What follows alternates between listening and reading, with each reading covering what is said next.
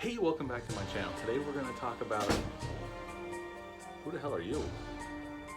Somebody just walked in dressed as a Headless Horseman, which is funny for you review about Sleepy Hollow. Is that you, Dale? Jason? Ben? I'm running out of names here. That's an awesome costume, though. I'd like one. How the hell did you get that pumpkin in here? Hold on, guys. I'm going to check this out. What's your problem, man? What the hell's going on here? Ah!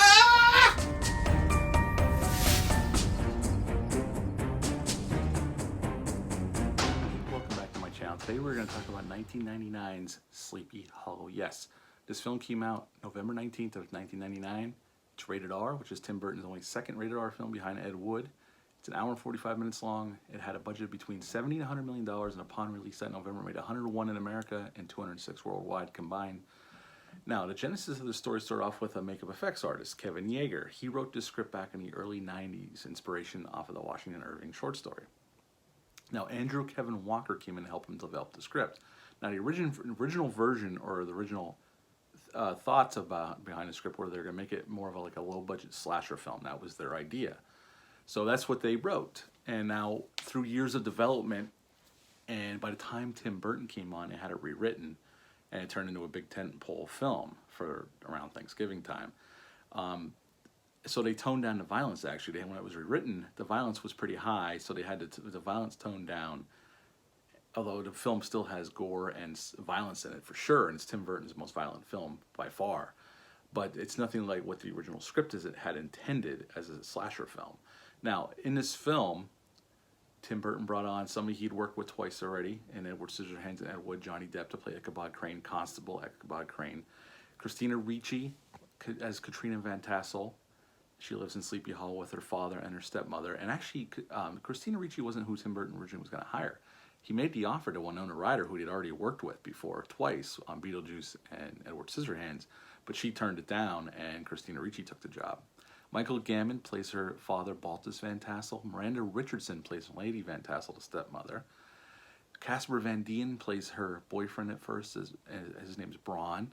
We got Ian McDermott as Dr. Lancaster. Michael Gough came out of retirement, actually. He had retired from acting in films, but he came out of retirement to play Notary Hardenbrook, and he used to be in a lot of Hammer films back in the day, which we'll get into why I said that in a second. Christopher Walken plays the Hessian, or the Headless Horseman. And Christopher Lee's in this film as a judge in this film. And obviously he was in a ton of Hammer films back in the day. Tim Burton, when he approached this film, he approached it like a Hammer film. Basically, Tim Burton made a $70 to $100 million Hammer film. That was his tribute to, because he loved Hammer films growing up, and Mario Bava films. That was his inspiration for this film. And it shows throughout, from the color of the blood to the way it did the set design, all of that. And it's fantastic. Who knew you can get that much money to make that kind of film, like a Hammer film, $70 million Hammer film, because Hammer never had that kind of cash. Now, they originally were going to try to shoot this in New York, up by Sleepy Hollow, but it wasn't feasible to do. So they went to England, and they built the little town of Sleepy Hollow. They built it as a real set out in this field, and they shot a lot of it on soundstage, like the forest scenes. All that is shot on soundstage, so they control the weather and the fog and all that kind of stuff. So that's why they did it that way. And Tim Burton was comfortable working over there because that's where he'd shot in Batman '89. So he basically used all the production designers from Batman '89 on this film. Now, at the beginning of this film, we see Martin Landau in a little cameo. He plays this guy in the beginning. He's writing this thing out, and he seals it with a wax seal. And he gets in his carriage, and his driver's driving him down this road in between these cornfields, and the horseman shows up, cuts his driver's head off, and he jumps out of the carriage and flees into the cornfield, and he gets startled by this scarecrow, which is a really cool design, by the way, and you can tell it's a Tim Burton design all day long, just the way it looks, but I love it. I love one for my front yard for Halloween, actually. But then he gets his head cut off by the Headless Horseman, and we cut to New York City, and we're reduced to Inspector Ichabod Crane, or Constable Ichabod Crane, and he found a body floating in the river. And we see him at this court scene with Christopher Lee as the judge, and he gets chastised because he wants to use science to figure out these crimes, and he wants to do like autopsies, and they're like, no, we don't. What are we, heathens? And then it's a cool scene, And then he gets sent to Sleepy Hollow because there's been murder. So Christopher Lee's character says, this will be a good judge of your character. We're going to send you to Sleepy Hollow and you're going to try to figure out what's causing these murders up there. So Ichabod gets in a horse and carriage and he heads up to Sleepy Hollow. When he gets there, we're introduced to Katrina, Baltus, the whole town, Lady Van Tassel, and right away people start getting killed by the Headless Horseman. And there's set piece after set piece. We get story, we learn about our characters and about this town, this small town. We learn that every family there is related some way. And the set pieces are fantastically staged and directed. We have a great set piece with Ichabod in a field talking to one of the townsfolk. One of the town, like, he's big in the town. He's like on this group of men who run the town. And he's questioning him, and the horseman shows up. And they're in the middle of this field, and there's these sheep going by, and there's lightning going off. And the Headless Horseman shows up and cuts the guy's head off. And now Ichabod realizes that the townspeople are right. It's not a flesh and blood killer. It's actually a Headless Horseman. And they actually, I don't know if you remember, there was Disney made a cartoon about the Headless Horseman. And they actually tribute that in this film. There's a scene where Ichabod's at night going across this wooden bridge with his horse, and there's a frog chirping, and that's right out of the cartoon, and then he's chased by the horseman. Now, in the original, in the cartoon, it was really the horseman. This one, it's Brahm playing a joke on him. They throw a punk and knock him off his horse, and you can hear the guys laughing out in the distance. But then we get a really cool scene where Brahm confronts the Headless Horseman. The Headless Horseman has killed a wife, a husband, and their little boy, and it's in shadow, but he gets cut in half and his body falls in pieces. And it's a great scene. There's a lot of practical effects work in this film. There is some CGI, but Tim Burton said he wanted to use as much practical effects as possible. And the two moments of CGI, the two big moments, are noticeable because it's 99. But the CGI holds up pretty well considering.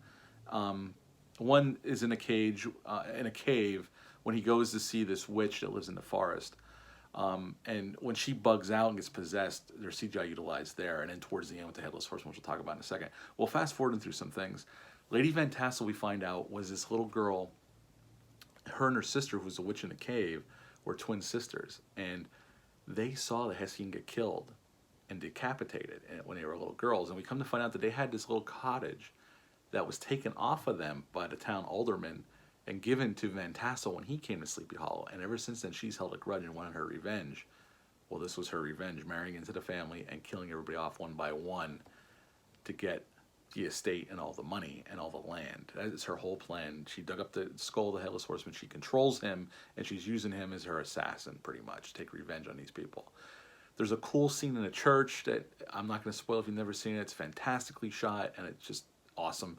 And at the end, we have our final confrontation by the Tree of the Dead, and Ichabod Crane gets the skull back, gives it to the horseman. We see his face regenerate. It's Christopher Walken, who plays the horseman. So he takes Lady Van Tassel into the Tree of the Dead. She's dead, and then we see at the end Christina Ricci's character, Johnny Depp's character, and this young man who's been helping Ichabod Crane since his father got killed by the horseman. And they go back to New York City, and that's the end of Sleepy Hollow. This film is fantastically acted. There's great character actors across the board. This movie is steeped, it feels like fall or October, seeping through the celluloid it was shot on. The fog, the setting, the way it's shot, it's beautiful to look at. It's like a portrait, honestly, a lot of scenes. Tim Burton and his DP impeccably shoot this film. It looks like a big budget Hammer film. It's absolutely gorgeous. The set design is fantastic. The blood, the way it looks. I love this film. I loved it ever since I've seen it back in '99. I saw it to see an opening weekend in the theaters, and I've loved it ever since. It's a staple of mine every Halloween time. I would give Sleepy Hollow a 9.5 out of 10. I think it's a fantastic film. If you've never seen it, I highly recommend it. Have you ever seen Sleepy Hollow? Just give it a 9.5 out of 10. Leave a comment down below. Let me know what your thoughts are on this film. Hit the thumbs up, hit the subscribe button, share this video. I greatly appreciate it. I'll be back later in the week with another movie review. Thanks. Bye.